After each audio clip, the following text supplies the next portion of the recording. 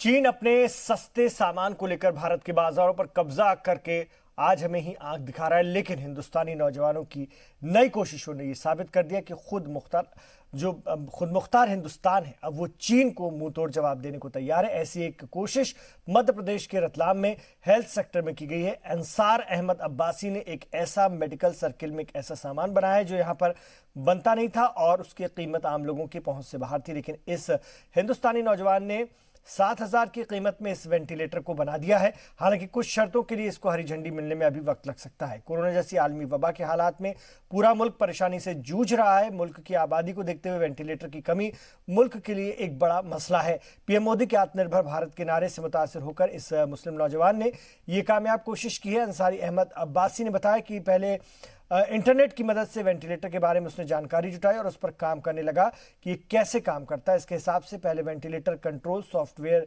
तैयार किया गया, उसके बाद इसे और ज़्यादा आसान बनाते हुए मोबाइल से कंट्रोल का सॉफ्टवेयर भी तैयार कर लिया गया।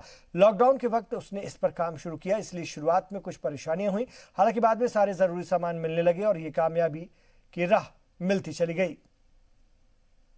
मैंने सबसे पहले देखा कि वेंटिलेटर का मेनली वर्क क्या होता है और इसके लिए मैंने हार्वर्ड यूनिवर्सिटी, कैलिफोर्निया यूनिवर्सिटी के नोट्स जो उनके पीडीएफ पे हैं, जो नेट के ऊपर प्रेजेंट है, उनको पढ़ा और देखा कि रेस्पिरेटरी सिस्टम में मेनली वर्क क्या होता है और वेंटिलेटर क्या वर्क करता है। उसके हिसाब से मैंने अपनी इलेक्ट्रॉनिक्स डिज़ाइन करी और जिससे अब ये स्मार्टफोन से भी ऑपरेट हो सकता है और लैपटॉप से भी ऑपरेट हो सकता है और ये पोर्टेबल है, कहीं पर भी ले जाया जा सकता है।